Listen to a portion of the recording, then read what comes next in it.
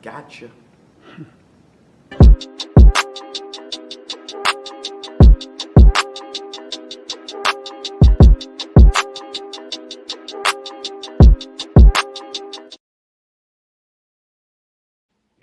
And we are live, ladies and gentlemen. Welcome to the Wrestle Pierce Raw Review. I'm your host, Ibu of Wrestle Pierce, better known to many of you guys as Backup Hangman, and I'm joined as usual by Rob of the C Nation. I don't know when we added that to the intro, Rob. Did you see that Kanye pop up? Like, he popped up. Oh, yeah, I did that. He went like, gotcha.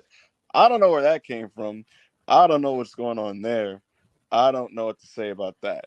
But I do know what to say about last night's Monday Night Raw and SummerSlam and everything beyond. So we'll get into last night's Raw. We'll talk about it, obviously, because it's our job to cover the show. But just up front, it was a very like fillery, listless kind of show. Very much a punt on sci-fi, and a lot of it was just kind of content and not necessarily substantial content that actively builds to or forwards anything for SummerSlam. And so because of that, a lot of this show will be spent instead talking about SummerSlam, and we'll talk about the card, and we'll talk about the show and what the show needs to deliver on to be a successful event. And we also have some breaking news regarding the show. We have some news about SummerSlam and the card, and we'll talk about that news and its implications on the event itself. And so if you're stopping by, strap in. We got some news for you on SummerSlam. But again, this is the Wrestle Pierce Raw Review, guys. Make sure to like the video, comment, subscribe as always, and send us some super chats. Give us your predictions on the show. Give us your thoughts on last night's Raw. Give us your opinions on what you'd like WWE to do going forward to kind of keep things interesting. All that and the above. Send us the super chats. We'll read them. This will be more of an interactive stream than most Raw reviews. And with that, Rob, I'll let you take the floor and give us your little introductions. How are you doing today? Also, I'm gonna hop out for like a second, just make sure to have me right back. But how you doing, Rob? I'm doing all right. Raw last night was like really, really bad, really bad, really, really bad. Like it was really, really bad. By hour like 2, and by minute 45, I was just like sitting there watching, and I was like, "Yo, what is going on this TV show?" Because I was just like, I was just very confused. The matches didn't make sense. Like I texted Ebo. I said, "Yo," and I tweeted out. I said, "Thank God for Sheamus. Oh yeah, Thank it's God for Sheamus, no bro." matter what's going on. If Raw is a basketball team, they could be down 15. You sub Sheamus in, he gonna give you a quick 15 points. Be like, all right, the game's tied. I'm subbing back out. You figure out what you're doing now. Now that I'm done. Bro, But dead ass. And it's like, I if I didn't have to review this and I didn't rewatch this show earlier, like the beginning of the show, I wouldn't have remembered what happened in the first 30 minutes of the show. That's how bad yeah, it was. I had to rewatch. I had to rewatch it too.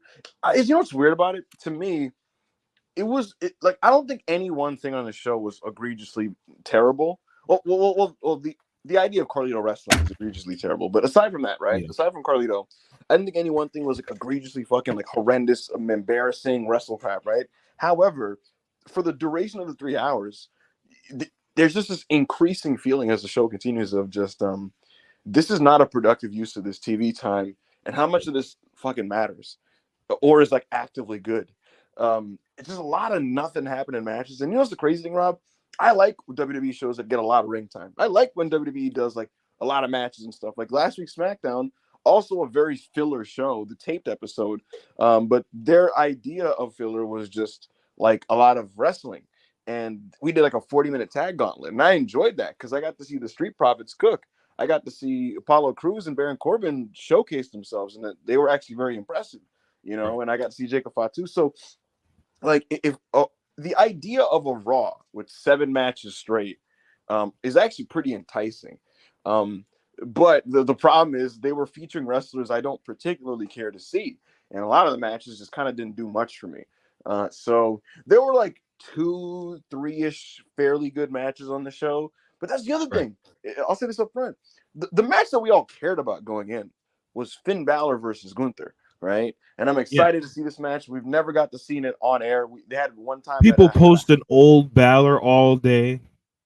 right. We got to see it at a house show in 2021. It was supposed to happen in Yep. NXT, but the pandemic hit, and so like I was looking forward to this, right? And I'm thinking on a sci-fi episode where they're gonna just let them wrestle, like just give them time. Who gives a shit? Give them a stupid amount of time that you wouldn't give them on a normal week. Fuck it, let them go 25, right?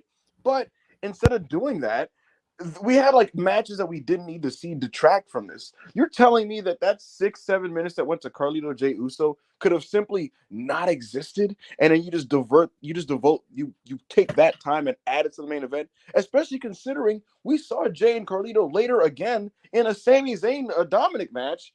So it's like you just like It's like it doesn't make sense. you None know of what I'm it saying makes though? Like sense. you know what I'm saying though? Like Rob, because it's like okay, the idea of this week is to continue to establish that Sammy and Jay are a pairing that will save each other to fight the Judgment Day, right? Right. Okay, you did that and got to that point in the Sammy match with Dom, right? We didn't need to see Jay earlier just wrestling Carlito. What was the purpose of that?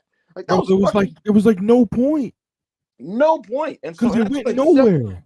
That's like 7 minutes of my life I'll never get back. And I waited 7 minutes to see a half-ass spear in a shitty splash.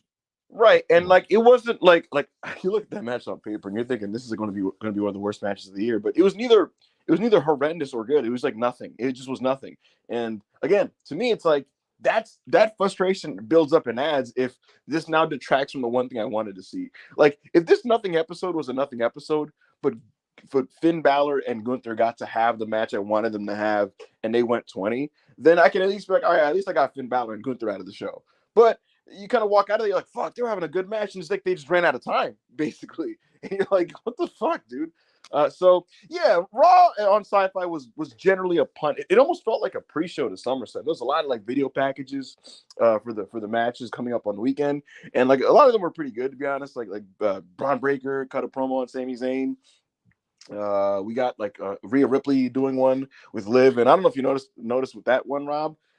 Rhea was essentially spelling out the story for the dummies. Like she was basically explaining what this story is about and stuff, and she spelled it out there. There was a Liv Morgan one, so Gunther had one as well. Like it was just basically like a weird kind of fillery um SummerSlam pre-show with some matches that just kind of happened.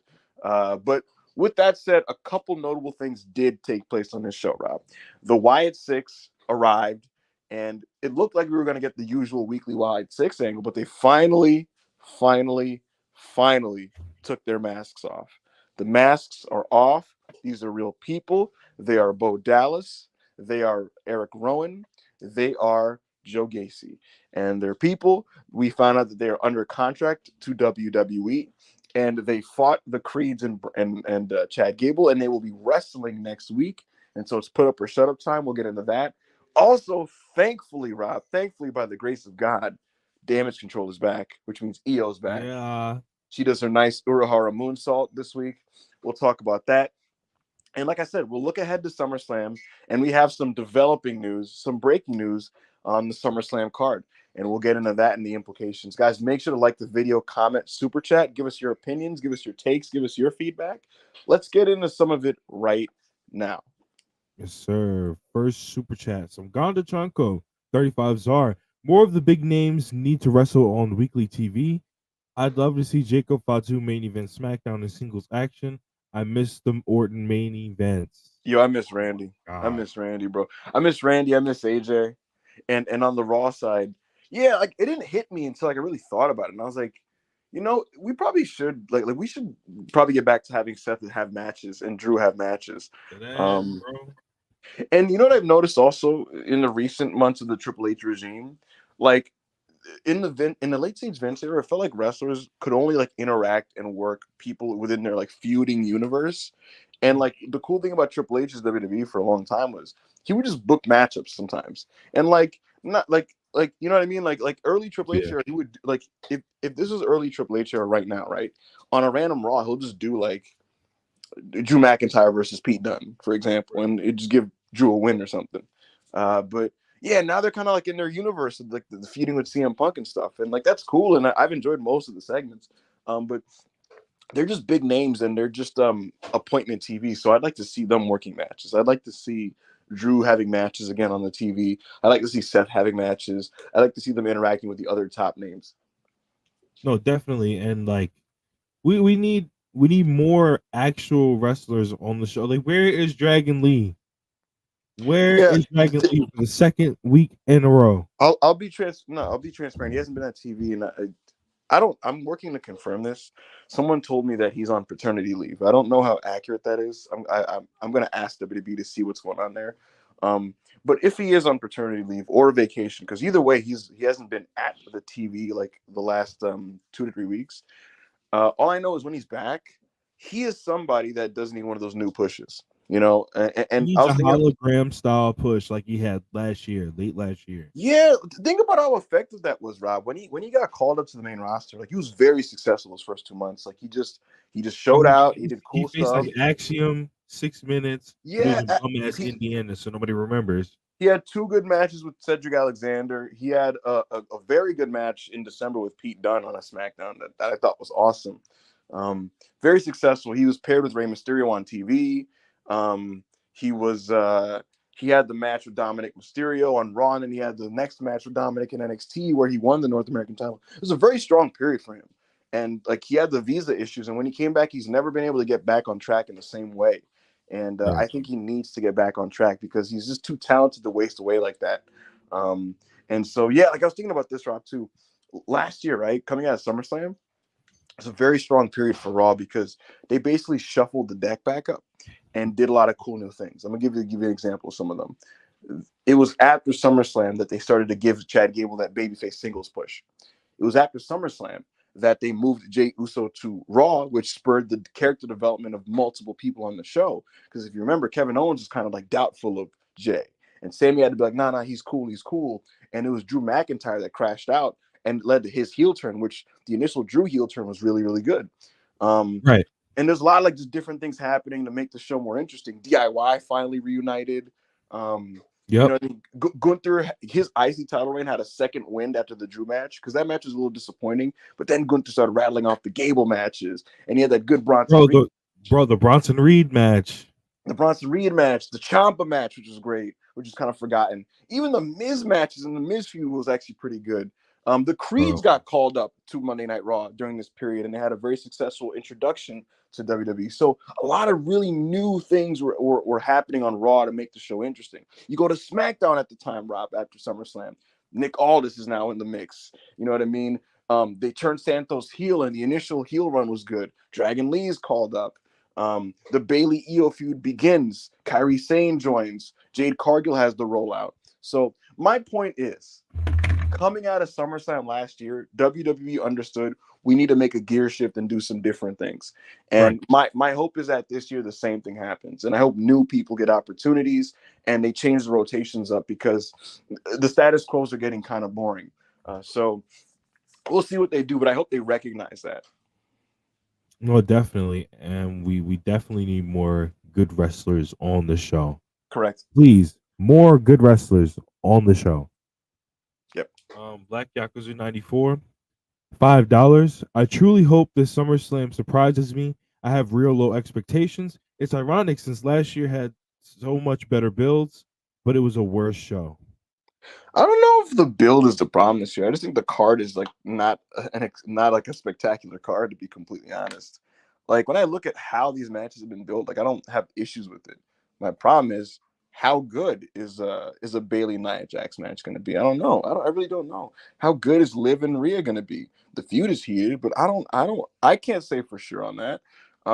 How good is Cody Solo going to be? I don't know. That might suck. That might be surprisingly good. There's a lot of matches on this card, Rob, that I'm just not super sure how good it's actually going to be when the bell rings.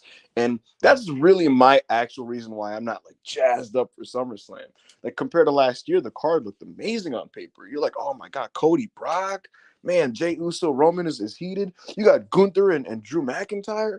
Man, this show is going to be great. You know what I mean? That's my thinking. I'm like, this show's gonna be awesome. Ricochet and Logan Paul. I'm thinking the show's gonna be great. And it was kind of lame and it was like really long and the crowd sucked.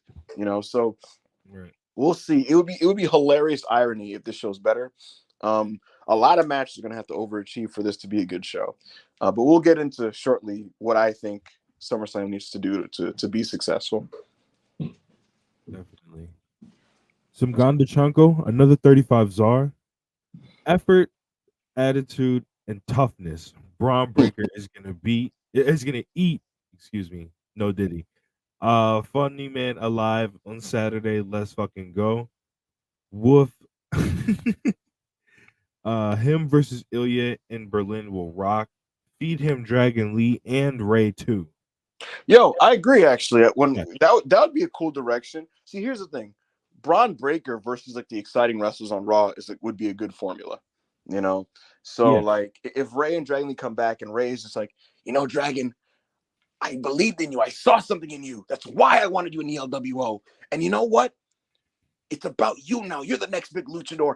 I believe you can win a championship in WWE. You can beat Braun Breaker, and you can prove it. And then you have him rattle off some wins against big men or whatever, right? Let's say Dragon Lee beats Ivar. Let's see, because I saw Ivar training for a return, so I'm assuming he's coming back soon. Let's say roughly this is September we're talking, right? September, October, and he beats Ivar in a match. Maybe he gets a surprise win on Braun Strowman. Maybe he gets a victory on Bronson Reed, right? And it's like, wow, the giant killer Dragon Lee and Braun Breaker takes him on, and it looks like it's going to be a squash, but he gets some real big hope spots in. The crowd is super into it, but ultimately Braun gets to win. Like, that's fine. That's good. That's quality use of television. So that's character development for him. Absolutely. So things like that are what I would like to see, unless Carlito fucking just like wrestling on my show, in sweatpants. Like, it's borderline insulting. Okay, even if they were gonna do that, why couldn't it be Jay versus JD? That would have been at least. I don't want to. I can't lie. I don't need to see any Jay singles match. Like, bro, he was already gonna be a part of the Sammy angle after his match. You're gonna catch heat with Big Rikishi, brother. He can go fuck himself. That big Fuck, fuck Rikishi was on his podcast last week and said, "Yo, man, what Yeet Man doing at SummerSlam? So, kissing Rhea Ripley. Y'all trying to fuck up his marriage?" bro. This dude is his opinions are so bad. They're so bad. And I would have had him win the IC title, but hey, that's just me. So bad. Thank God Jey Uso didn't win Money in the Bank. That would have given me a heart attack. Adi, 40 rupees. Ibu, any idea if Punk Drew continues past SummerSlam? I fully expect it to. This feud is not ending here. Yeah. When they announced, I'm 95% sure this feud will continue past SummerSlam. Yeah, remember when you said on the show when they first put out that Bad Blood was gonna be in October and they wanted Hell in a Cell, you were like, shit, let's get Punk Drew Hell in a Cell. Yes. I it's gonna happen, dude. Something I think at Bash at Berlin, there's gonna be some type of Punk match with maybe Seth. I wouldn't be surprised. I tweeted this. I remember I made what's funny, Rob? I made a tweet a few weeks ago projecting the card for Bash in Berlin, and people buried it. But I think the card that I tweeted is very likely to happen. To refresh your memory, the card that I wrote, I did it based off like the booking because I speak Triple H at this point. I understand this dumbass nigga's style of booking. So this is what I wrote. I said, I said Damage Control versus the Sonya stable, which looks to me like the likely destination there, right? I said Pete Dunne versus Sheamus. To me, that sounds very likely, right? Mm-hmm. Then what else? That's two matches. I said, God, what else did I fucking put on that damn card? I believe I put. I think I did Roman and Cody versus Solo and Jacob. We'll see. It depends on like what the energy is with Cody and Roman on like on screen, but I think that's very possible as well. And so that's. I don't remember what the fourth match was in my fantasy booking, but my main event, I wrote that. I said just a chance they do Seth, Punk, Drew, Gunther in a four-way. And people were like, are you crazy? They're not going to do that, blah, blah, blah. I think it's very possible. I think Braun faces Ilya, and then you get that match. I think that's because the reason I say this is because Triple H usually tells you his upcoming matches by showing them in a backstage segment. These guys will run into each other or some shit like that, right? And in the case of Gunther, his post SummerSlam direction has not been super clear. And I realized maybe that's because either A, he's losing to Priest and they're going to do a rematch in Berlin, which I would hate, or B, it's because his opponent is going to be in the other match, which is, again, Punk, Drew, and Seth. Right. So we'll see. I think 1 to 3 of those people in that mix are going to be in the world title match the next month. No, definitely. Because it makes sense. Yeah, it just makes sense. Their whole thing, and you remember when Punk pulled up at Money in the Bank, he put the world title in his lap. Well, everybody's like, oh yeah, he did. And Seth is pissed at Punk because he cost him the world title, and Drew is pissed at Punk because he cost him the world title. It just made all the source of all of their anger is the World Heavyweight Championship. And Seth was promised a world title opportunity. Plus, Gunther in his vignette last week, he was taking shots at Seth and Drew. He told Seth, he said, like, Seth did a good job with the belt, but ultimately his body couldn't handle it.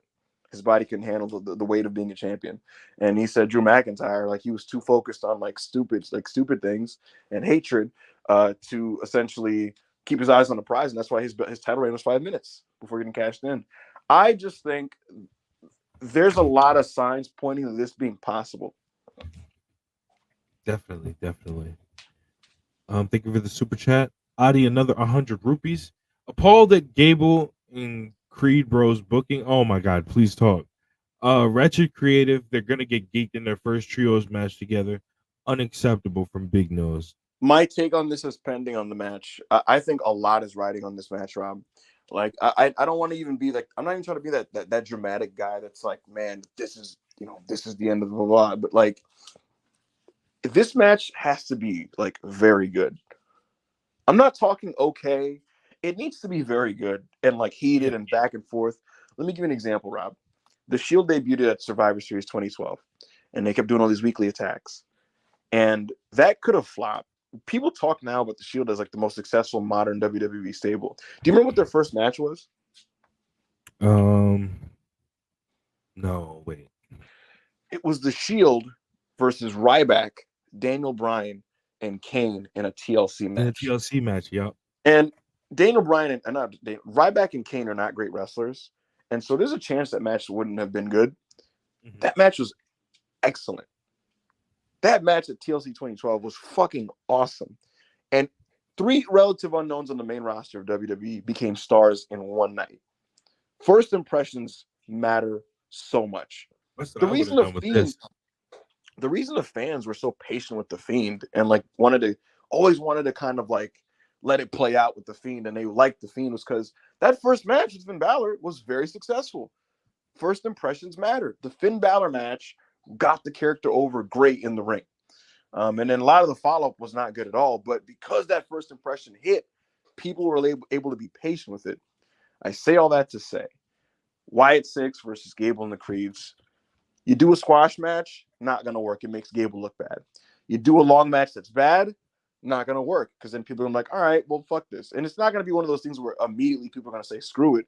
I think what it is if this match delivers, it sets them up long term for fans to be invested, for them to still care, for them to believe in this as a package and as an act. If the match is great, it's like, all right, well, then these guys have some upside. If it's not great, then it's like, I don't know, man. And then you kind of lose interest over time. That's at least how I see it. Tell me if I'm speaking out of line there. Well, that's the thing, and I completely agree, because that's why I was like, yo, Team Gable fucking sucks last night, because I'm like, yo, this is the third week in a row they're getting geeked. This is the second week in a row Chad Gable's been beat up. Like, bro, Jesus Christ. Can Chad Gable stand on top one time? Why is he so involved with I Otis and Akira Tozawa if we're just gonna keep having this as the main storyline? that's also the weird part about it, man. It's like, I get it. The Wyatts, the idea is, Gable's abusive to his family, so we're going to punish him. But he's still in that feud. So it's like this weird, like, feud within a feud. It's like a feud within a feud. So I don't know, dude. All I know is this. I don't mind Chad and the Creeds losing next week, but they have to look good themselves. This has to be a back and forth competitive match. And again, a lot would be helped by this match being great. People love to do the thing of like, match quality doesn't matter, work rate doesn't matter. Yes, it fucking Yes, does. it does. It Yes, it absolutely does. fucking does. If this Because you match, know Rob, why? Because a lot of people thought that fucking Jimmy and Jay match was gonna be good. I don't know right, why. And what did they go out there and do? had a, Absolutely had a nothing. stinker. If this, like, Rob, let's name some dream scenario where this is like a 4-star match next week, which I don't anticipate, but let's say this is a 4-star match next week. You're feeling much different about the Creeds and Gable. You're feeling better about it. You're also going, all right, Gacy, Rowan, and who am I forgetting? Loomis. You're walking out going, all right, well, they're viable in the ring. They can wrestle a little bit. They have some decent chemistry. I can be patient with this a little bit. But if they stink off rip, it's like, I don't care about any of this shit. You know? Like, so really it has to work in ring. It's why people are paid. It's why people at the House of Black rock. I know some people don't like them, but like, if the House of Black matches were like awful, people receive that act totally different. But people let a lot of what they do slide because it's like, oh, well, they have good trios matches. So match quality does matter, and they all 6 men need to have a great match next week. Definitely. I'm predicting 3.5 to 3 3/4. That's what I'm predicting. I believe in Chad Gable. That's what I will say. I do believe in Chad Gable. I think this is the real reason they're forcing him to fucking do this feud, is because they were like, who's a great wrestler who we can trust to make this work? I think that's really a lot of what this is. Yeah, you're probably right. Probably right. Adi, another 100 rupees. I can see Dom turning on Rhea being delayed for later. First domino to fall will be Finn and JD, with Dom turning when everyone doesn't expect it.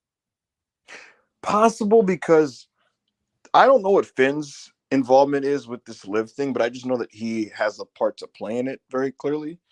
And then additionally, Raquel Rodriguez might be waiting in the wings. Now, she's someone you could delay to TV. Raquel Rodriguez isn't a SummerSlam reveal. Like her coming out and taking a mask, I'm like, oh, it's Raquel. Like that's something you could do on a Raw in September. You know what I mean?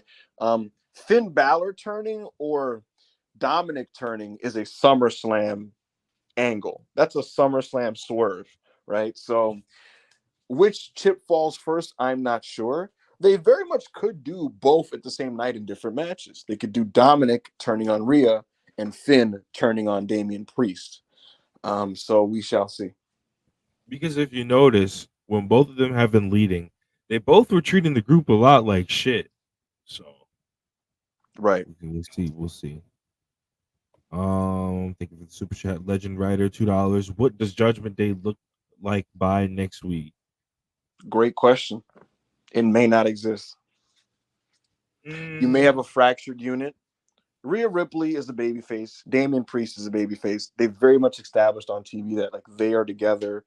They're the good guys. You can cheer them. It's all right to like them.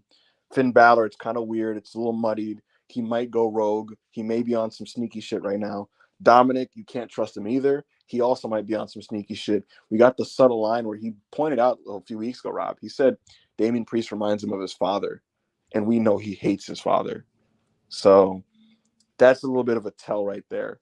Liv Morgan has curried the favor of some of those members of the Judgment Day by helping them. She's the reason Balor and JD won the tag belts, and she bought them a PS5. So they are clearly going to be Team Liv. They like Liv Morgan. She helps them. So that then leaves, okay, who's on Carly? Whose side is Carlito on? You might get a comedic thing where he kind of looks around like, I don't know, man. Priest is he's a nice guy. You know, he jumps to him. Who knows, right? But I anticipate JD, Finn, and Dominic being the bad guys here with Liv Morgan, and Rhea Ripley and Damian Priest are on the good guy side. Yo, y'all better stop playing with my nigga. He might hit y'all with he might hit y'all with a TKO. Yo, I can't lie, Rob. Low key, bro. So, What if Priest walked in and he's looking like, man, who's my backup on the men's side for like some tags and shit, right? What if, I'm just saying, what if he looks around and Rey Mysterio is just like, you know, Damian, we fought a lot, but I always respected you. And I don't respect that piece of shit, Dominic.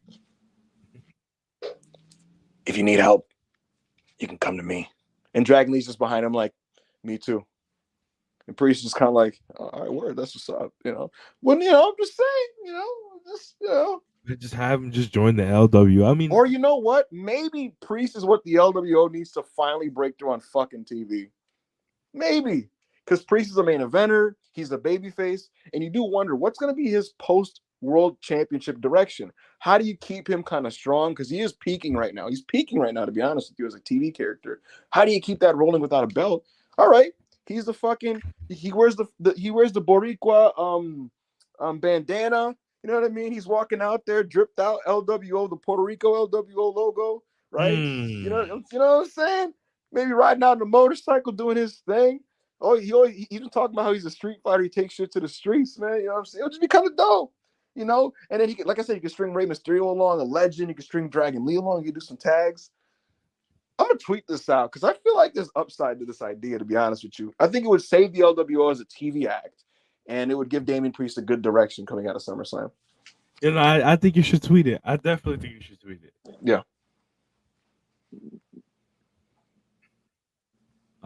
Thank you for the super chat. Vernacular $4.99. Unless Punk is alone, these segments need more structure. Drew and Seth don't thrive in it, and Drew needs to bring the shoot heat to TV more. Yeah, so like it's a funny thing. CM Punk does not like to do scripted segments, so he doesn't do them, right? And that's his way of doing things. Seth in an unscripted setting, he's all right in it. Drew, he can make it work, but it's obviously not what they're used to. Drew McIntyre in the Triple H era has been a bullet point promo guy. Like in the Vince era, he cut scripted promos; they were okay. in the Triple H era, he cuts great promos being a bullet point guy, where it's like the writing team is like, hey man, we got to hit these specific points. You got to get these 5 ideas over. And Drew's like, I got you, man. And he goes out and does it, right? Here, when it's just kind of throw the ball up, sell SummerSlam, I don't know. It was so vague. Look at Seth Rollins. He didn't even have clear rules for the match. He said, if I want to count you to 10 or count you to 20, I don't know. If you want to tap out, you tap out when I say you tap out. It's what I want to do. It's my rules. And it's just kind of like, damn, like, can someone like write a concise set of rules for this match for Seth to sell me? Because he's kind of he's like freestyling out there. Bro, you guys don't need. I get it. Like you don't want scripts, bro, but you need like bullet points. You need shit. Bullet points are important. Yeah, AEW's approach used to be bullet points until recently. Now they do scripted promos as well for the most part. But look, the truth is, Rob, it's whatever works for the talent. Like that's really like some people like scripts, some people like bullet points, some people don't want nothing. Right. All I know is when I watch the shows, I know what approach kind of like works and what doesn't, and I like TV feeling organic and real. But this isn't the first CM Punk, and we'll get into it. I actually didn't hate the segment, but this isn't the first CM Punk segment with that structure that maybe wasn't as good as it could have been, if that makes any sense. Bro, a lot of promos are scripted, bro. All them Adam Cole NXT promos were scripted, literally written down. It was up to him to make them look good, and he did. Mm-hmm. It's up to you to make those scripted promos look good. Mm-hmm. You have to make them look scripted. Thank you for the super chat. This sword is the proof that I have lived. $4.99. If you could send 2000s Orton, Cena, and Michaels on an excursion to which promotion, which would be best with them? Why would I do that? I'm sending Cena to Ring of Honor. You get we saw ROH Cena. He was in 2015, but yeah, but we're getting him earlier. Well, where would I send Sean? I don't know.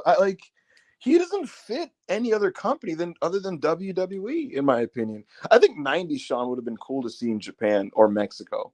2000 Sean is so WWE. He wrestles the epic WWE style.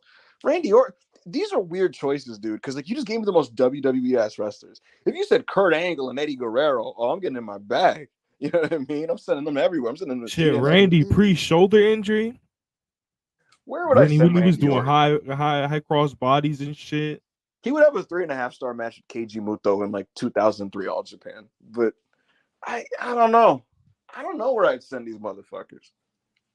Shawn Michaels, I'd send him to All Japan. He would have a very good 2000 Shawn versus Genichiro Tenryu would be very good in All Japan, like old man Tenryu, or even like Satoshi Kojima.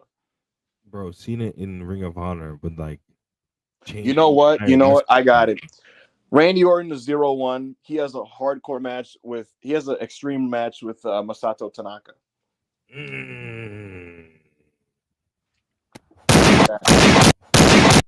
Come on now. That's what we're doing. Shinya Hashimoto versus John Cena, also in 0-1. We'll do that too.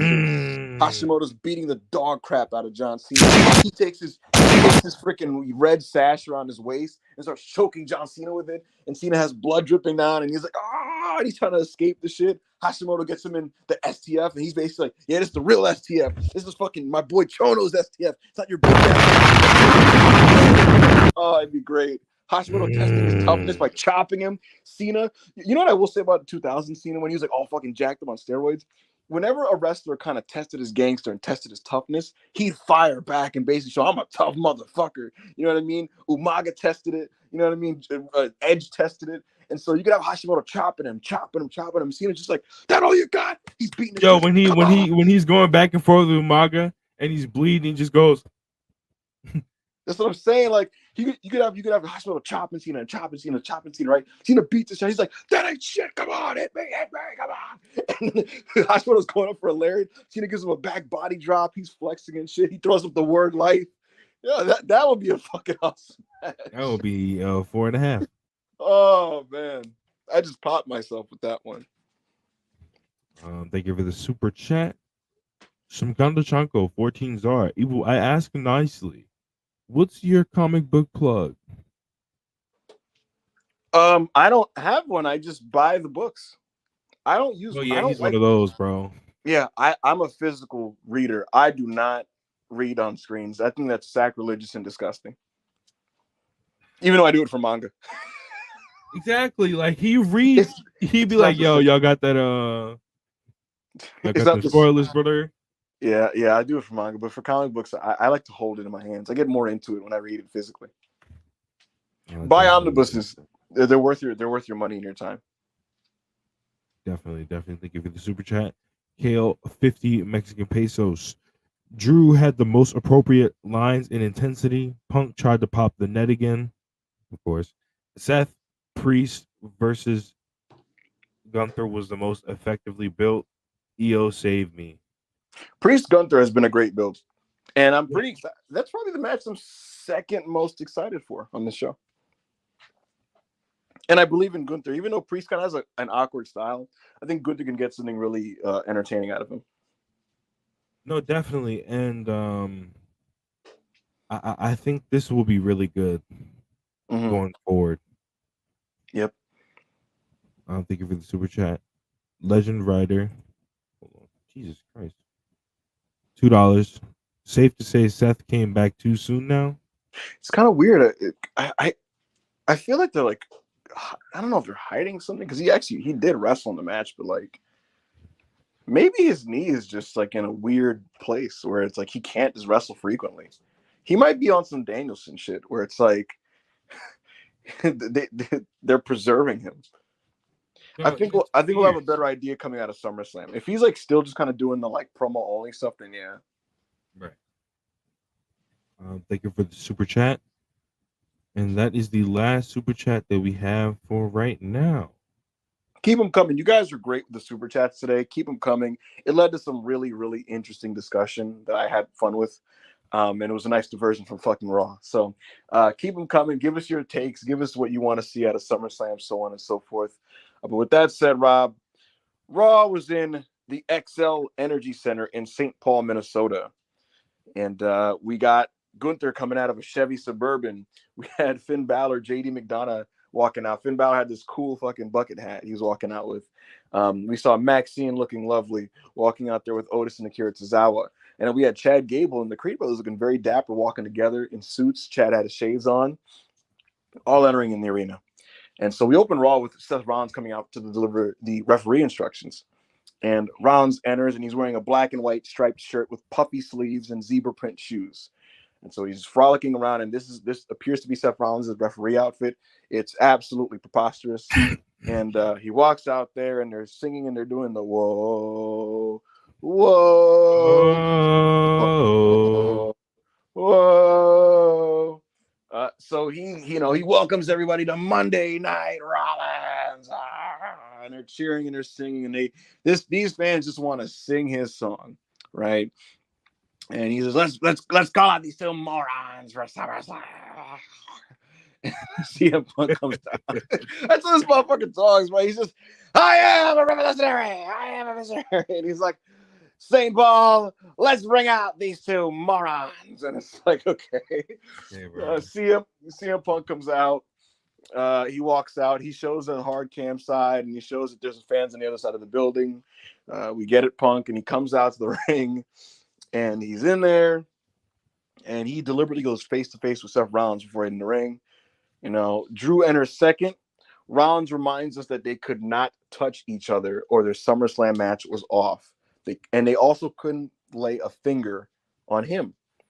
Punk rolls out of the ring, and he's like, all right, bro.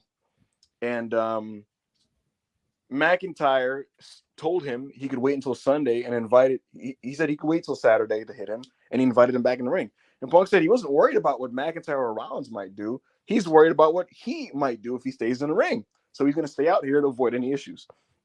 Rollins threatens to return his shirt to Adam Pearce and call the whole thing off, but he knew everybody wanted the match. He demanded Punk get back in the ring, and he was bossing up on Punk. And Punk got back in the ring, and he was like, all right, you bootlicking office boy. And he gets back in. So, yeah, he called Seth an office boy there. And he basically said, I get it. This is your only chance to finally tell me what, to fucking boss me around and tell me what to do. So I'll give it to you. Drew McIntyre told Rollins that he basically said, like, Seth, me and you, we don't see eye to eye, but but that guy CM Punk, he's the enemy. He's a cancer. And one of the funniest subtle lines, he said, he said like he talks to the office guys, and he said he goes down to the NXT and he poisons the minds down in NXT of the children, which just had me dying for some reason.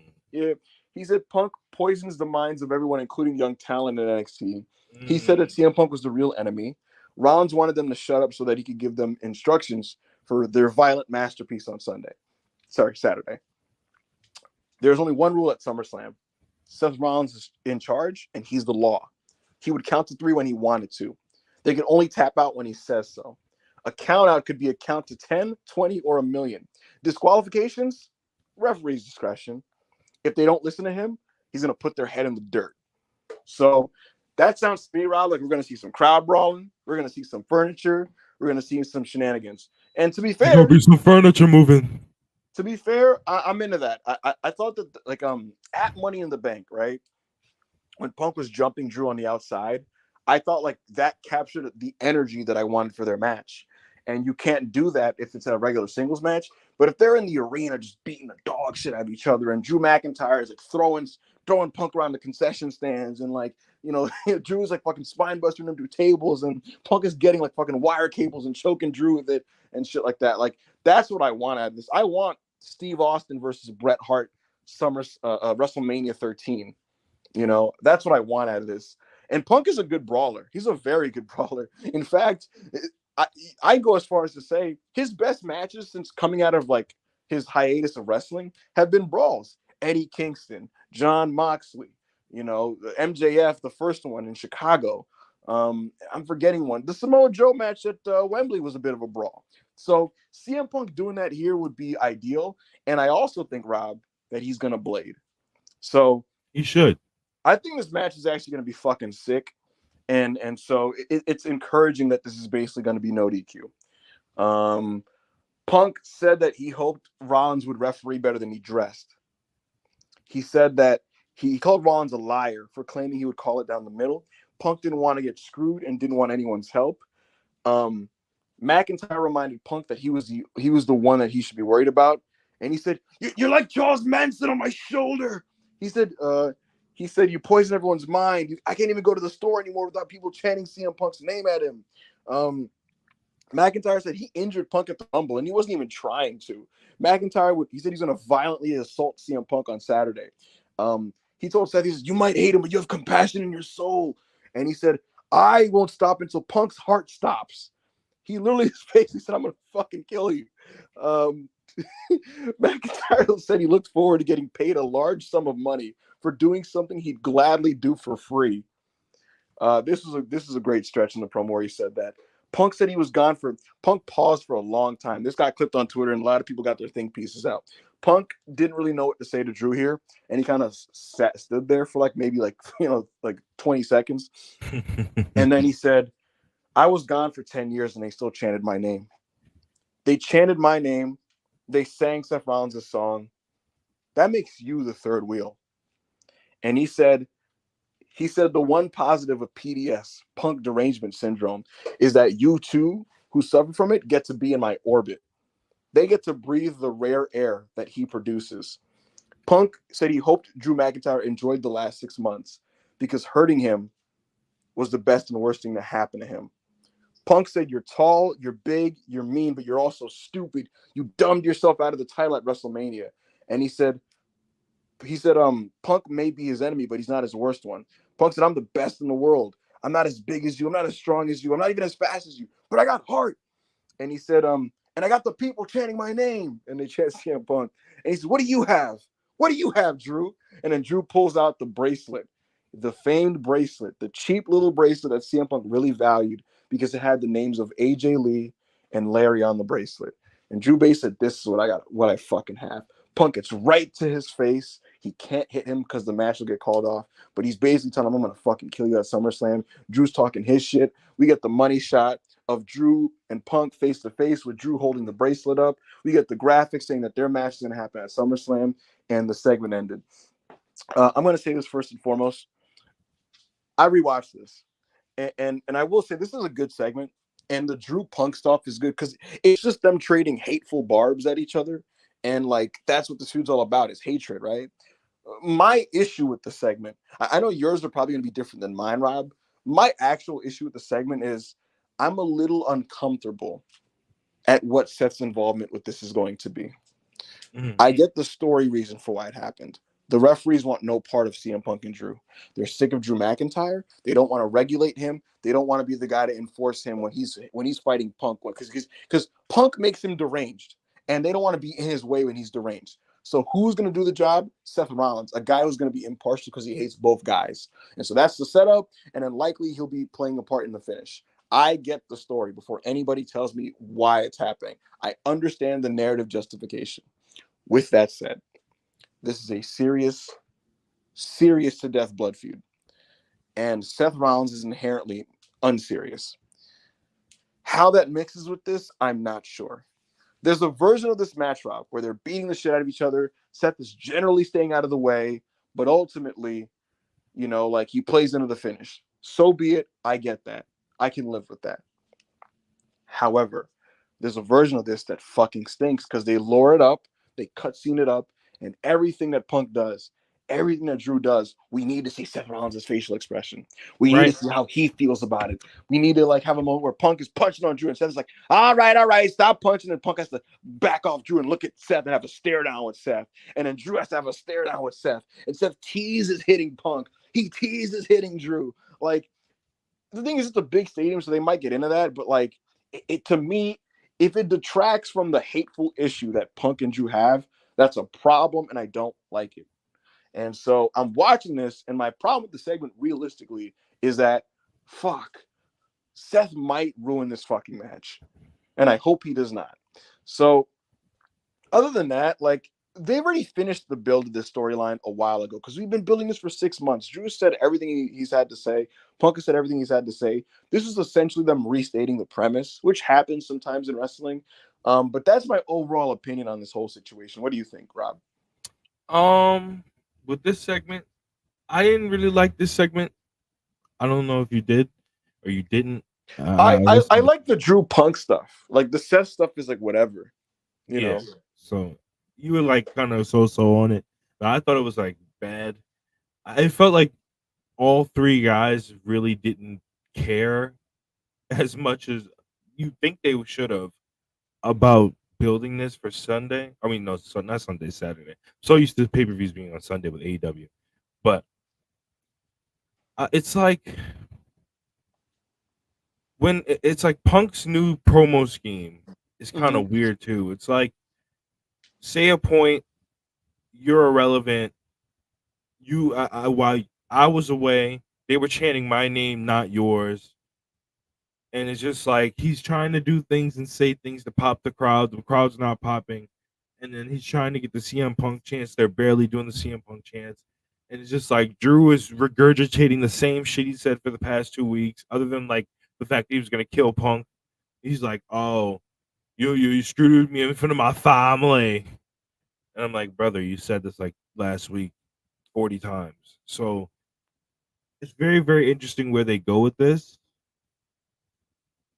on Saturday, but I really didn't like this segment, and like you said, it felt like Seth was just interjecting himself, and I hate this whole unscripted thing.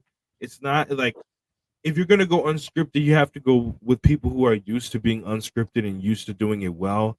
And it's just like for the last 2-3 weeks, it seems like none of these guys have seemed like the one good unscripted segment they had Was the one was in Chicago? yes, when That was Punk was in the awesome. ring and McIntyre was on the outside trolling him, and he was like, Yeah, "Come here, you little bitch." that was fantastic. I think because that one was so good, and that was like on the best Raw of the year. That was the Raw that had Rock blooding up Cody Rhodes. Because that one was so good, I think Hunter was like, "All right, man, these niggas, y'all got it then. All right, this is how we're gonna do it now." And the truth is, they have never been able to recreate lightning in a bottle to that level, because that was like 10 out of 10. And these segments are like fine, because that's the truth of it, man. Like, look again, a lot of wrestlers can be cocky and be like, man, we could pull it off unscripted. Live TV for 20 minutes is not easy, bro. It's not easy. It's not, they're pros for sure. But you do need to have a guy on hand to be like, listen, man, these are the focus points of this promo. You got to get this over. Um, Obviously, they went over in the back for the last shot, which is basically because here's the thing, even in an unscripted promo, you know what the destination is, and here the destination is Punk's gonna say, "What do you have, Drew?" and he's gonna pull out the bracelet. But maybe we need a little bit more structure going forward. It doesn't Michael help that these Cole, guys don't really like each other either. So like, you yeah, know, Michael Cole referencing the Jack Perry picture was funny too. oh yeah, that popped me. That popped me. He But yeah, was like broadly speaking, though, bringing I up really some things from Punk's past over the weekend. right. Broadly speaking, though, I've really, really enjoyed this feud. And now we're at the point where it's time to get in the ring. And here's the deal. How's this going to be after this now that the bell rings? Like I said, there's a version, like they could have a match that's fucking awesome, right? And if it's fucking awesome, it re-energizes the program because we could go right into Raw and they're still fucking throwing hands. You know what I mean? Like they're still not settled with their issue or whatever the fuck. Or you could have a situation where they're fighting or they're arguing or whatever the fuck. And Gunther, walks through and he's just like, which one of you pieces of shit is challenging me at Bash at Berlin? Whatever the fuck we're going to do. But we'll see what happens. We'll see what happens. Um, Following this segment, Robert, Judgment Day Clubhouse, they're torn apart. There's a lot of, it's been vandalized. Carlito was particularly upset about the PS5 being destroyed. Dominic Mysterio played dumb and wondered who could have done it. Rhea Ripley said it was obviously Liv Morgan, but she would get hers. Damian Priest joined them after a commercial break. He offered to be in Finn Balor's corner tonight because Balor's facing Gunther. Balor declines, and he said, I want you to focus on SummerSlam, and that he would deal with Gunther tonight. Balor trusted him to take care of Sami Zayn and Jey Uso. Dominic volunteered Carlito to face Sami Zayn. Judgment Day were surprised that Carlito willingly left to get the match made. But we would find out later it's because Carlito thought Dominic said him versus Sami, and he got the wrong match booked. Michael Cole mentions that Julius Creed and Brutus Creed participated in Bloodsport over the weekend. We get the Creed brothers versus Otis and Akira Tozawa. This is a 2-segment match. It went about 8 minutes. And the usual here in the sense that like Tozawa's over and he knows how to get over in these tag matches. And Otis has a really hot tag where he does the roll move and he does the worm and he does the power slam and the world's strongest slam. On the Creed side, they didn't do too much of their super athletic stuff that they normally do. That'll be something to monitor going forward when it comes to them as heels. Is are they going to keep doing the freak athlete stuff? Or are they going to tone that aspect of it down? I trust in Chad Gable to kind of help them figure that side of it out. But this was a fine match, 2 segments. Otis was at the top rope going for the Vader bomb, and the Creeds grabbed him and stopped him there and then power bombed him off the top rope. Double power bomb to Otis, and they get the pin. Before we get to the post match, which is like the real big thing, do you have any thoughts on the wrestling here, Rob? Oh, I thought the Creed brothers did tremendous as heels. Yeah. Their style really hasn't changed much, other than like you said, they toned down the flips and the dives. Hopefully going forward we could see some like combination moves with some suplexes and shit like that. But other than that, I thought the wrestling was fine. Don't like Otis taking the pin here though. That's it's weird. To me, it's like someone has to lose, and is it impressive if the Creeds pin Tozawa, or is it emphatic and impressive if they pin Otis? So to me, it's like it's kind of you know what I mean. So you got to let the Creeds like look good, So right. That was that, Rob, and then after that, they're beating up on them and stuff, and then Chad Gable's beating up on Otis, and then Maxine jumps on Chad Gable's back to try to stop it. And then Chad turns around like, excuse me, woman? Are you about, excuse me? It looked like Chad wanted to pull the belt out or something. But Chad, he starts walking towards Maxine as if he's going to fight her. And you know what I thought was going to happen? I thought Ivy Nile was going to come in and be like, hey, don't get your hands off her, only to swerve and turn heel too. Because I think that's going to happen inevitably. I think Ivy, and I feel like she's off TV maybe because she's sick or something. I don't know. But I thought Ivy was going to come in, act like she's going to save her, and then swerve and turn heel. I think that's happening inevitably anyway. But that's not what stopped Chad this time. What stopped him was the lights going out, coming back on, and the Wyatt chicks walk out slowly. And I'm sitting there and I'm watching. And I'm like, okay, we've seen this angle 2 to 3 weeks in a row. What's the difference here? And are we going to go anywhere with this? And we did, Rob. We did, because the Wyatts show up. The Creeds are ready to fight. they take the masks off, and they are real people. They are Eric Rowan, Joe Gacy, and Dexter Lumis. And at that point, Nikki Cross jumps off the top rope and she tackles Chad Gable, and the Creeds are fighting with the other guys. And we got this cool move where I forgot who did it to who. I want to say like Eric Rowan, maybe. No, I think Joe Gacy power bombs. Joe He power, Gacy hit a pop-up power bomb on Loomis on top of the two. Creed brothers. Yeah. He power bombed Loomis onto the Creeds. They did double Uranagis. Rowan hit the ropes and he does like his double. He does like a jumping, like cross body to both guys. So they looked. The physicality looked cool. Like they did some cool shit. And was that one thing I took note of was that like these guys are individually not big stars in any way, shape, or form, right? But because they are under this Wyatt verse umbrella, the crowd is into it and they're chanting like "Holy shit," which is like that bodes well for them.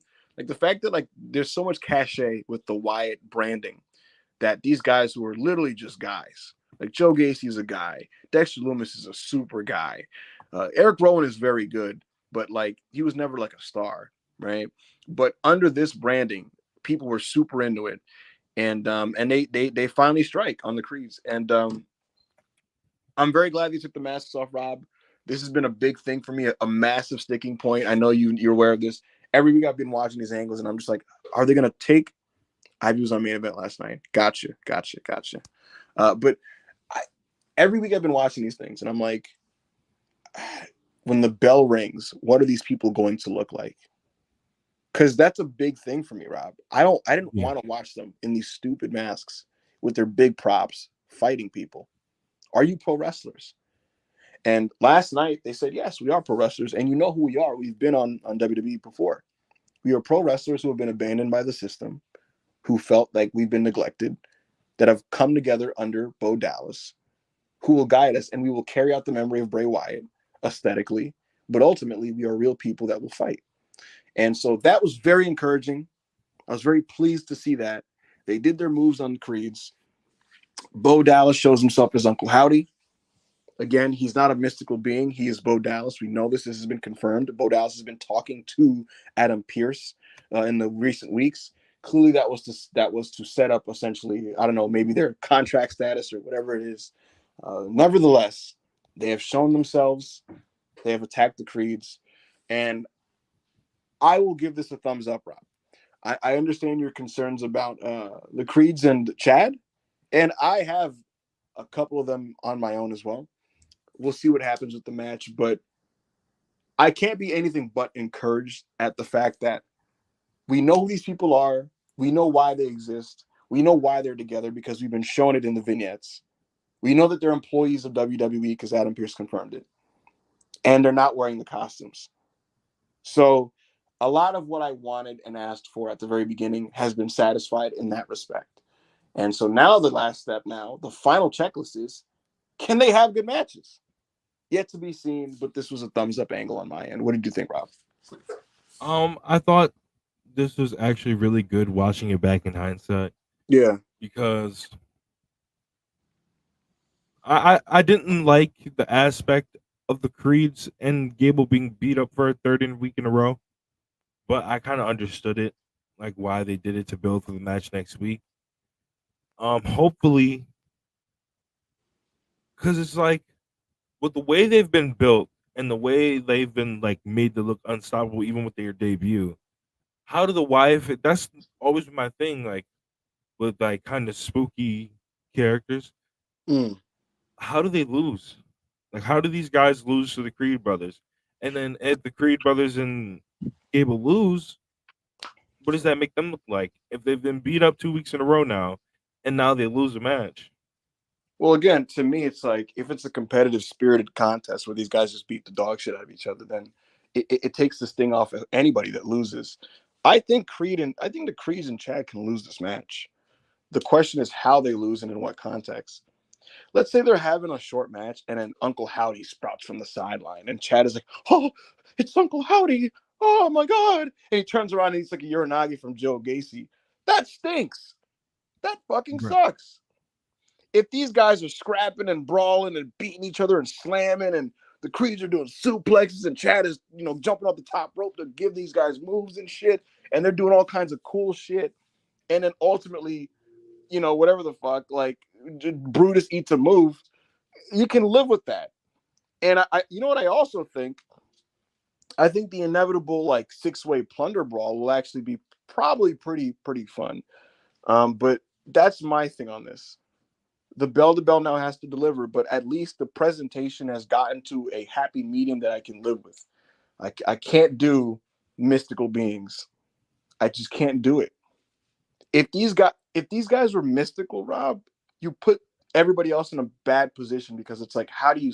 Because they're not going to sell for the offense, and you're going to get that stupid shit where they get pinned, but they sit up like, ha ha ha, I wasn't hurt. You know what I mean? Like Kane would do, Right. or like Bray Wyatt. But they're not mystical. They're adorning the aesthetic to honor Bray Wyatt. I can live with that.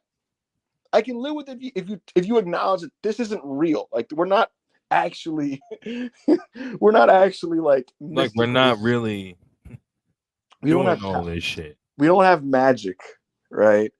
And I can give them some latitude because wrestling is stupid in that way. Like, how did House of Black make the lights turn off? How does Undertaker do it? So on. Darby Allin sometimes lights off, lights on. So I can allow that level of like wrestling silliness, but what I can't do is like Uncle Howdy's an actual shoot mystical being, and these guys are like immortal demons or something, and like they're shooting like that would have been garbage. And so I'm glad they're not doing that. And they found a medium where I can meet them in the middle. I don't even like love the spooky gothic aesthetic, but like I can meet them in the middle and go, if you're real and you're wrestlers, so be it. You know. Definitely. Um, Chi-Town Spurs said he spelled mystical beings. Danger! Danger! Oh man. King of the North earlier said, "Why is he Mickey Mouse?" I think that's when I was doing the Gable impression, and I was like, "Oh, Uncle Howdy! Oh my no, God!" please, no, please, no, please. The timeline is saying Tyler Bate cut his hair. We're back, Rob. We're back. What? We're back. We're back. Let's go. I gotta find that, Rob. If you find the picture, throw it up on the screen. I'm about to find it. All right. While you're doing that, right? Let's get to the next part of Raw because this next stretch was just a lot of like whatever. We got the Wyatt Six angle. Dom and Rhea were annoyed to learn that Carlito actually got Dom booked in a match against Sami Zayn. Ripley said Carlito could take out Jay in a match instead. Carlito said he would need to get his baby oil first. I don't know why. He covers his body. Ripley told him he'd be facing Jay alone. Bronson Reed and Sheamus, Rob. 10 minutes. They beat the crap out of each other. It rocked. There was a lot of heat. Sheamus is the gift that keeps on giving. He's like 45 and he just has fucking Noah matches. And he beats up Bronson Reed and they have some cool exchanges. And ultimately, Sheamus loses because Pete Dunne gets involved and hits him in the face with a shillelagh. In the face! And Sheamus took this head on. And then Bronson Reed gets him with a tsunami. Good match. The best match on this show, probably. Bronson gets to win. They made it very clear that Bronson's looking to win a championship, and that getting a win here against Sheamus would essentially move him up the invisible standings and rankings of WWE to then win this championship. So I anticipate, Rob, some Braun versus Bronson action after SummerSlam. What did you think of Sheamus versus Bronson Reed? Sheamus versus Bronson Reed was exactly what we needed to get back on track with this already shitty show. Like Sheamus has that ability to turn a show that's looking like it's going to be horrible into a show that's looking like it's going to be like amazing with just the way that he wrestles and the way he makes like that. You can clearly tell when he goes out there, he makes the other guy that he's wrestling or he's fighting with, like he makes them match his intensity. Like I don't think we've ever seen besides like the Gunther match the level of aggression that we were seeing from Bronson Reed last night. That's because Sheamus woke him up and made him be like, "Yo, bro, we're going out here to work. Yo, the fucking Irish, not the Irish curse, the white noise from the second rope was tremendous. That entire match was just really good, and I mean, I didn't really like Bronson Reed getting the pinfall, but it advanced the story with the shillelagh and him not losing clean. So Absolutely. People are telling me Tyler Bates' thing is on his Instagram. Let's find this out. Tyler Bate. Does he not have a blue check? He doesn't. Oh, he's with Trent Seven, and I don't think he cut his hair. Oh no, yes he did. Yes he did. Yes he did. Well, good for him. All right, so after this match, Rob, we got a Damian Priest pre-tape promo.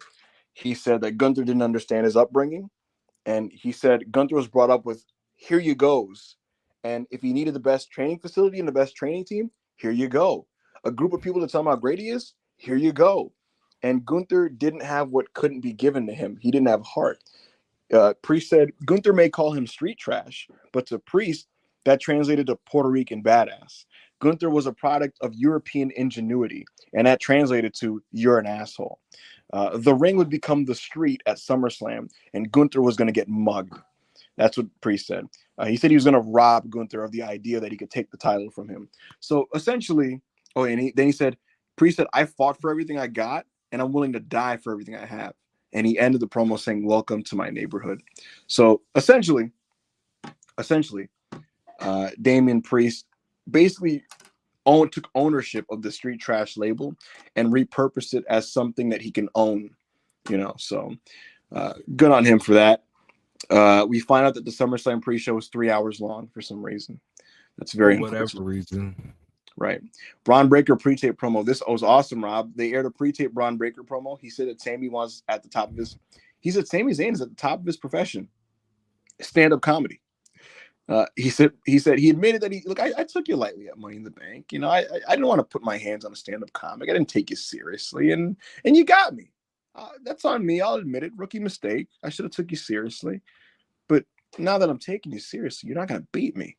And he pointed out that he said that, Sammy, you've already accepted that you're going to lose at SummerSlam. You have nowhere to run, and you're already preparing for life at the WWE. They even promote your comedy show on Raw. And then he said, while Zayn does that, while you tell jokes, I'm training in the gym like a dog. And he said that's going to be on full display on Saturday when the joke is going to be on you, while the Intercontinental Championship will be on me. Good promo from Braun Breaker. Jey Uso versus Carlito. This was 7 minutes and 50 seconds, Rob. We're looking at every picture. No, we're not. This match wasn't good, and it was a waste of time. After this match, no, I thought it was a post-match. It wasn't a post-match. It was just 7 minutes and 50 seconds. Just wasting my time. It wasn't good.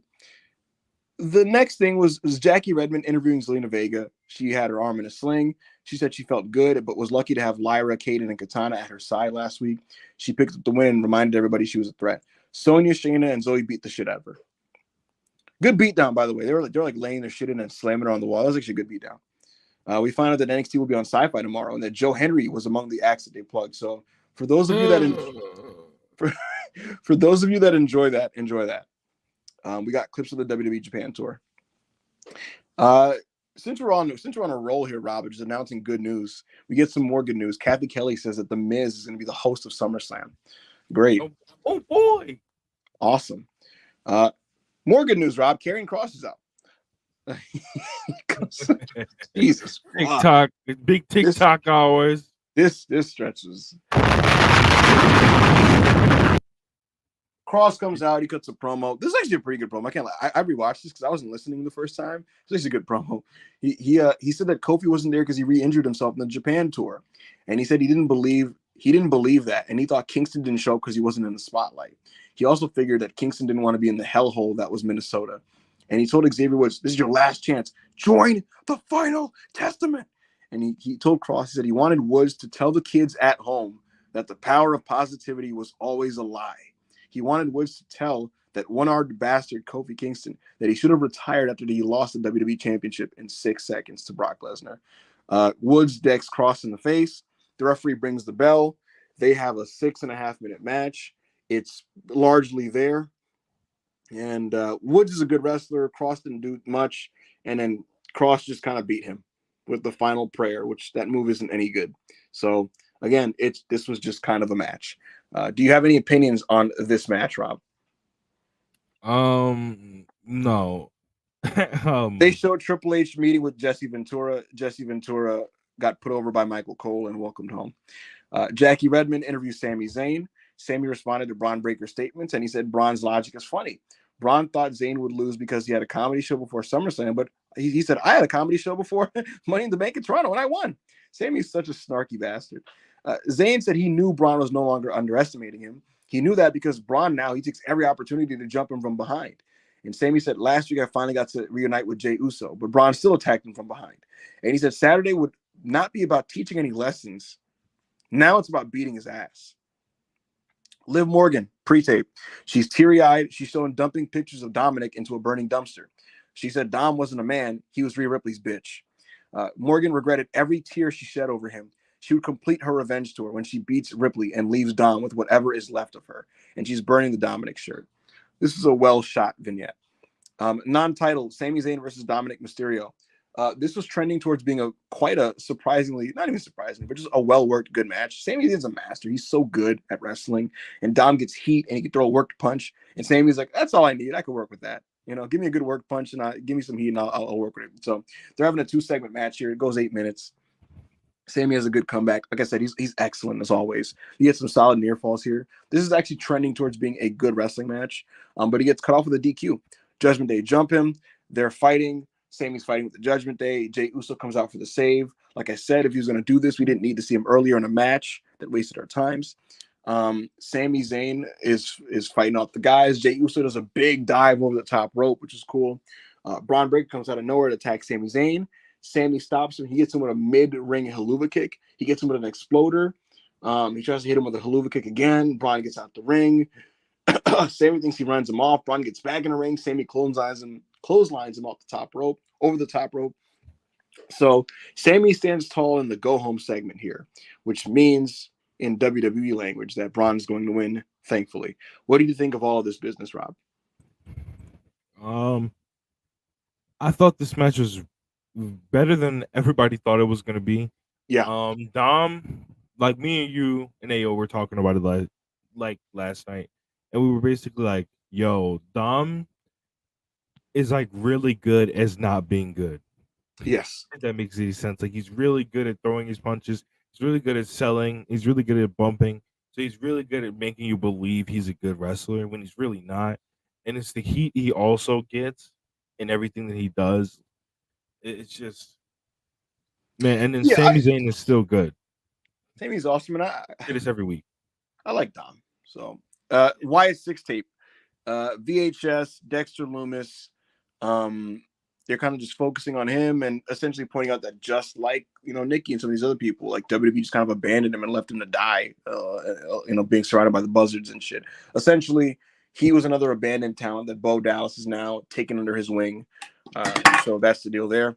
Chad Gable goes to Pierce and he's like, bro, I know the identities of the Wyatt members. It's Loomis, Gacy, and Eric Rowan. Pierce is like, I know who they are because they're under WWE contract. So congrats. This is already automatically better than Retribution. Remember, Rob, when Retribution showed up and we had to like WWE didn't acknowledge that that was Donovan Dijakovic and Mia Yim and Shane Haste. We had to pretend these were so bad. That was the worst stable of all time. They were just allowed to dress up in the locker room. It was so stupid. It was just so stupid. Pierce goes, yeah, I know who these people are. They're on a WWE contract. Gable said that must mean that they can compete. So let's have a 6-man tag. Pierce asked the Creeds if that's really what you want. Julius Creed is like, of course. And Pierce said, all right, it's official next week. Rhea Ripley pre-tape. Ripley said, this is the promo where she basically spells out the storyline for people. She said that Morgan so badly wanted to be the victim in her revenge tour fantasy because that's all it was, a fantasy. And it's going to come to an end on Saturday. And she said, no more hiding, no more manipulation. You took 3 months of my career. You took my title. You took my family. Or so you try to take my family. And then you try to take my Latino heat. I'm the one getting revenge at SummerSlam. Good pre-tape. Michael Cole points out that Shayna Baszler was dominant at Bloodsport. So another Bloodsport shout out there. This was quietly pretty solid, Rob. This was Sonya Deville, Shayna, and Zoe versus Lyra, Kaden, and Katana. This was just 10 minutes of 6-person tag action. Solid stuff. It ends with Zoe Stark killing Katana Chance with a knee strike and a Z360. This was the best Z360 I've seen in a while. Usually she can't even do that move that good. Like she flips him around and it just kind of looks clunky. Katana Chance is so small that this one actually was pretty well performed. But what we were here for, Rob, is the post match because Damage Control finally returned. I expected this. I fully expected that this group, this heel trio, were going to dominate for a month, and then the Damage Control were going to come back from Japan and be baby faces. And that's what happened. They cleaned house. They chased them out the ring. Io goes to the top rope. She hits a gorgeous Orihara moonsault to them. The crowd chants Io. Damage Control pose in the middle of the ring. They all have kanji written on their face. I think it meant like sun, moon, earth, or something like that. And they all were posing and celebrating. And just to kind of skip ahead, Kathy Kelly was talking to Damage Control in the back, and Sky Insane responded in Japanese. And Kai said that Damage Control was back to Dakota Kai said Damage Control was back to reestablish order in the women's division. And Kai challenged Deville to a match next week so she could cut the head off the snake. What did you think of all of this business, Rob? This was great business, especially since we've been waiting for weeks now for Damage Control to be back. And especially since now we're about to get babyface Damage Control. Yes. So this will be great going forward. And it looks like Dakota Kai is going to get her first win next week.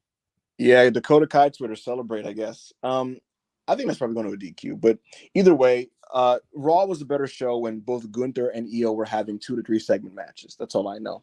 And so if this gets me closer to Io and Gunther having 2 to 3 segment matches on every week's show, I'm a happy camper. I'm happy to see Io back. She's awesome. She's one of the best women's wrestlers on the planet. So it's good to have her back. Gunther pre-tape. Gunther called Priest a man with no control over his emotions. He said he exposed him as an emotional wannabe who abused this business as a cure for his childhood trauma. I'm going to pause right there, Rob. So this is what I mean by there's a benefit to having writers. It's one thing to be the cool guy to come up with your own stuff for unscripted promos, but when you sit down with a writer to kind of hone in on an idea for a program, you get this stuff. And to give you an example, Gunther and Priest, that's been worked on by Gunther and the writing team. And they've come across a nice idea to build off.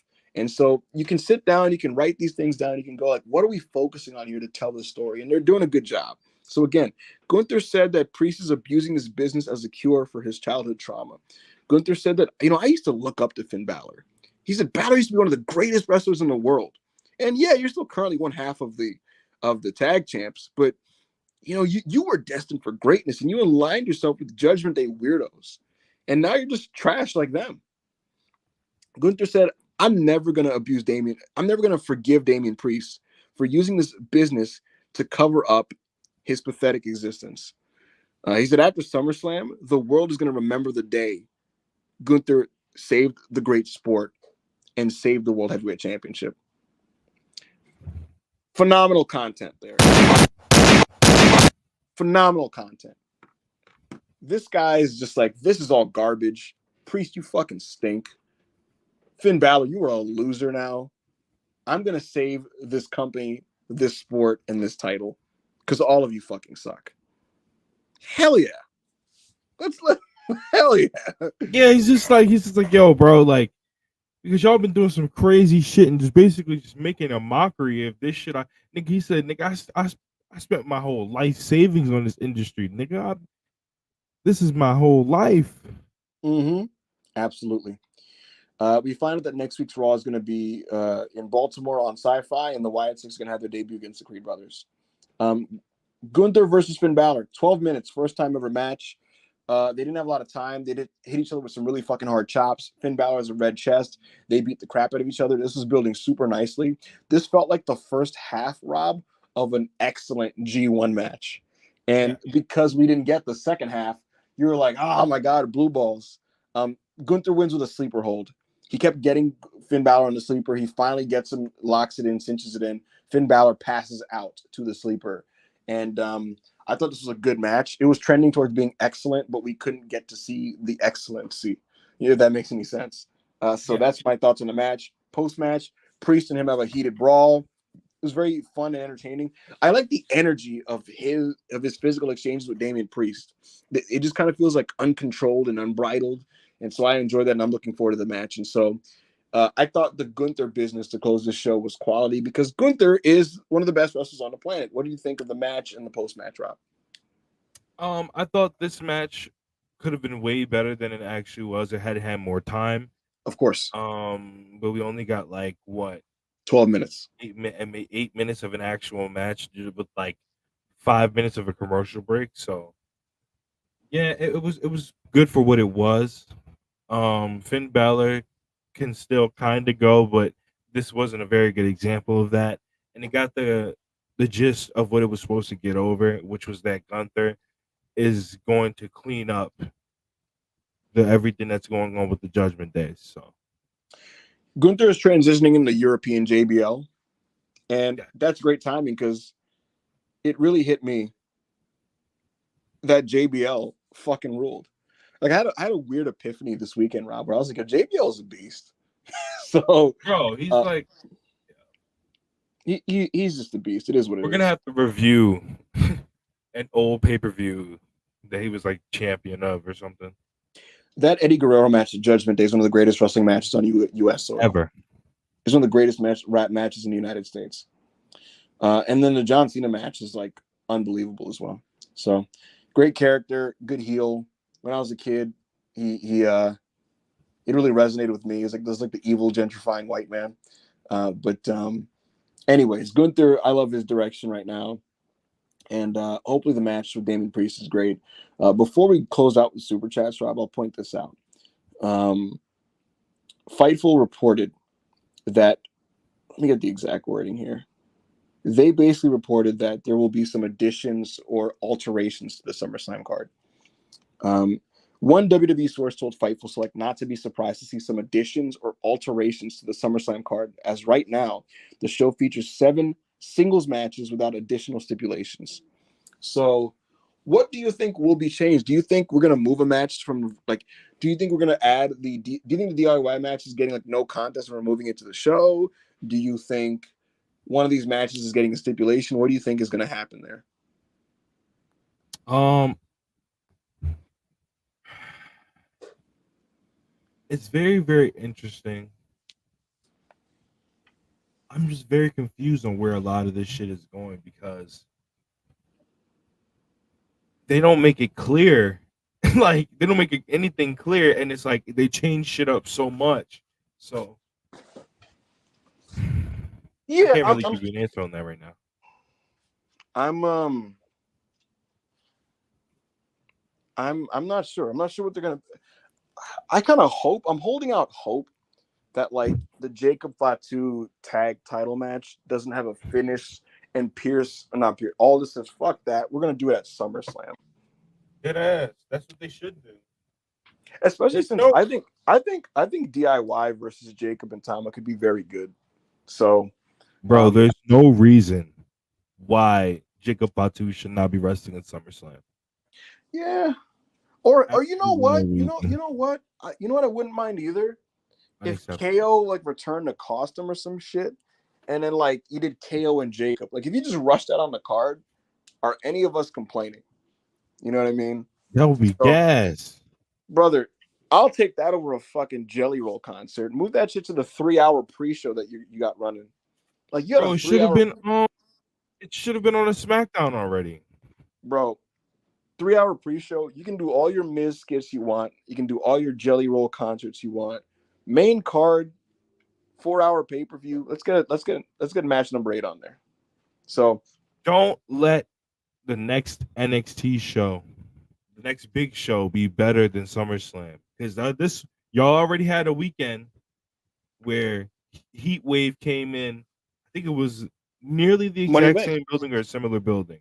Same building, Rob. And NXT Heatwave was like an actively great show, which blew my mind because it looked bad on paper. And I'm not a fan of Shawn Michaels' NXT in general, but that show was great and it was like way better than Money in the Bank. So we'll see what happens here. Like if NXT No Mercy, like I don't even know what the card would even be for that show, but like let's say you get like a killer Axiom and Frazier title defense against whoever it could be, the Machine Guns, the MSK, whoever it's gonna be, right? Let's say you got a It's gonna be the great Hardys, brother.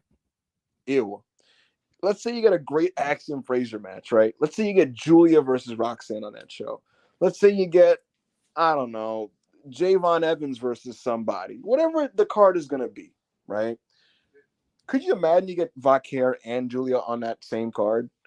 It's just, we'll see what happens. But nevertheless, um, we'll see what happens at SummerSlam. I don't love the card, but these are my bullet points, Rob, for what would make this a successful show.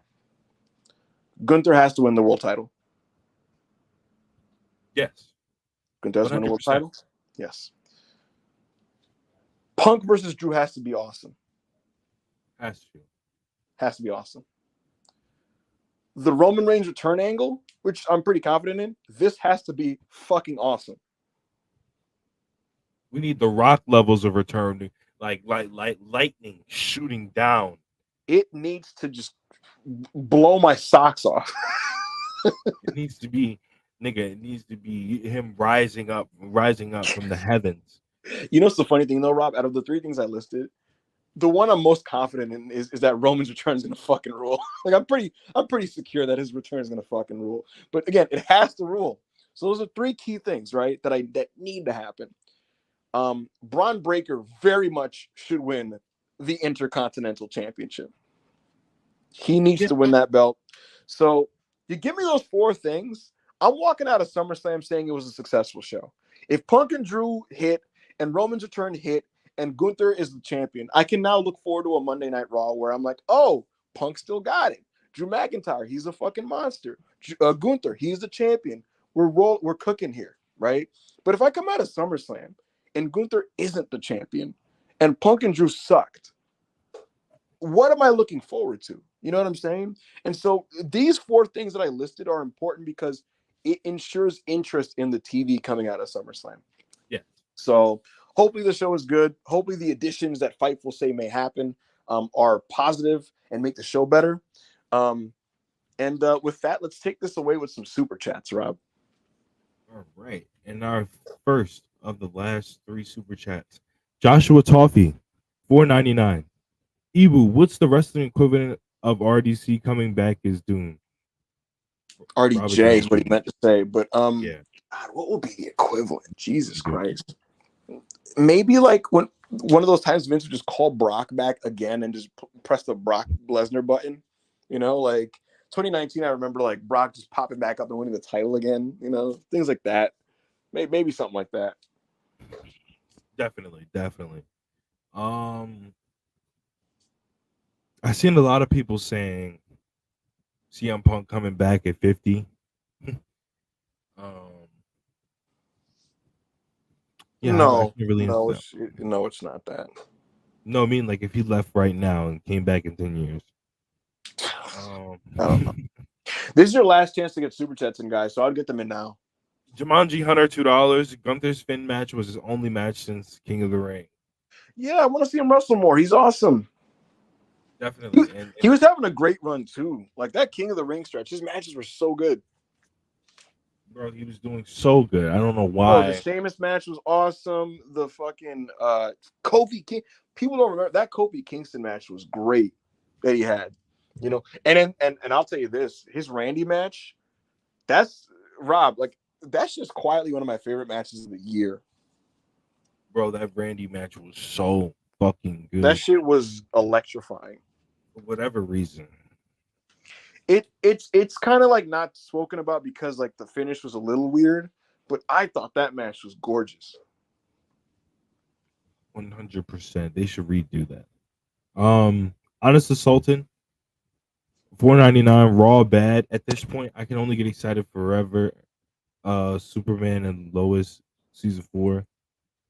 James Gunn Soups somehow fuck up Doom in monumental way. Kind of impressive. We'll see, man. I might be in the same boat as Anas depending on SummerSlam. We'll see what happens. The show has to deliver the things that I need it to deliver. And if it does, then it ensures interest going forward, like I said. And if it doesn't, you're in bad shape.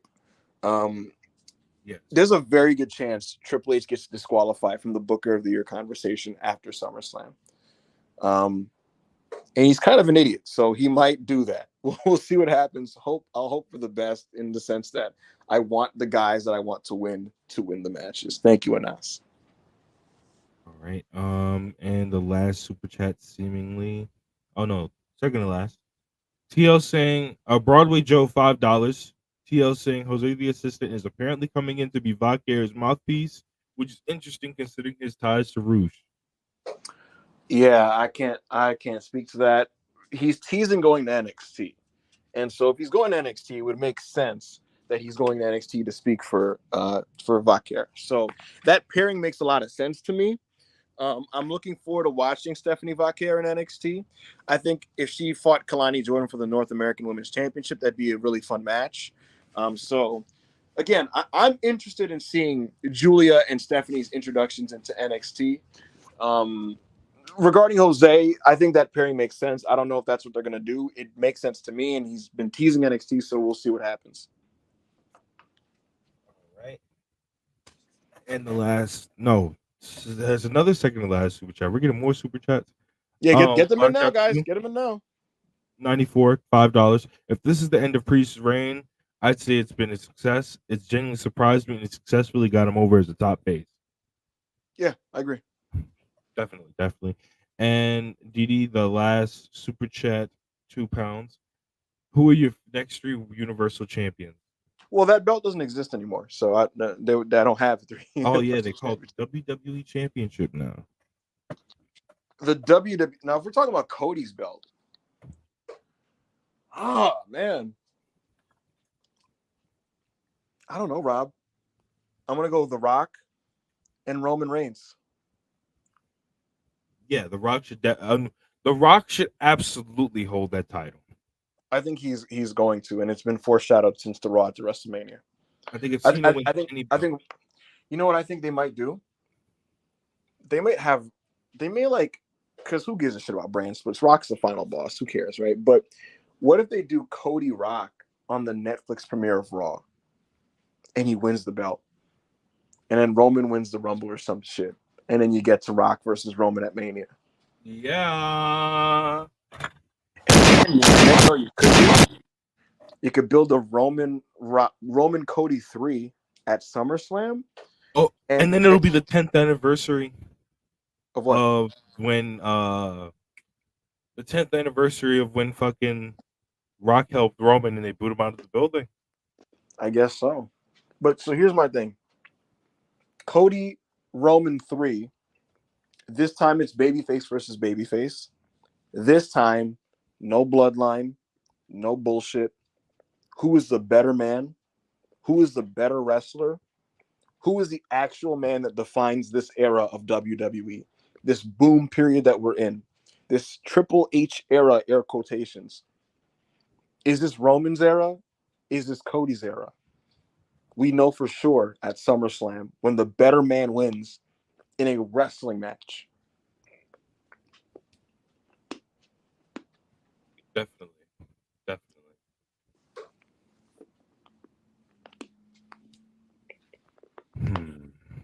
All right. So is that it? Yeah, that's it. Fun show. Good conversation.